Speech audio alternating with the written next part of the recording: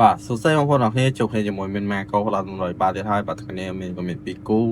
ចង់មកចែកជូនបងប្អូនអរគ្នាបាទគឺការប្រកួតបាទឡាលីកាបាទគូទី1នោះគឺបាទអេនម៉ាឌ្រីតប៉ះគ្នាជាមួយបាទ Real Sociedad បាទហើយគូទី2បាទអាត្លេតិកប៊ីលបាវប៉ះគ្នាជាមួយនឹងបាទសេរ៉ាណាតបងប្អូនចូលរួមទូទីលេងជាមួយមានទាំងអស់គ្នាតែក្រុម2នេះក្រុមណាយកឈ្នះក្រុមណាហើយនឹងស៊ីគ្នាប្រមាណគ្រាប់កុំភ្លេចទូទីលេងនៅក្រោមវីដេអូនេះទាំងអស់គ្នាហើយក្រុម2នេះបងប្អូនចង់លេងបាទគូទី1អេនម៉ាឌ្រីតប៉ះគ្នាជាមួយ Real Sociedad បាទយប់នេះមានជឿជាក់ទៅលើបាទក្រុមម្ចាស់ផ្ទះបាទគឺអេនម៉ាឌ្រីតអញ្ចឹងបងប្អូនឆ្លាញ់តាមអេដមីនក៏សូមណែនាំបងប្អូនវាយដល់ខាងអេនម៉ាឌ្រីតបាទវាយដល់ខាងអេនម៉ាឌ្រីត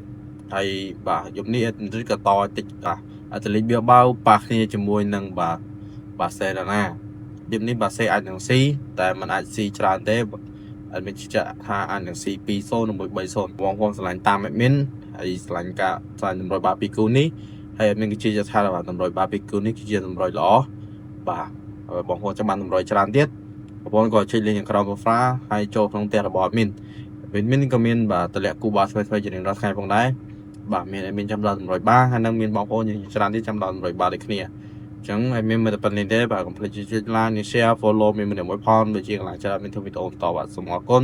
សូមជម្រាបលាជួបគ្នានៅវីដេអូក្រោយ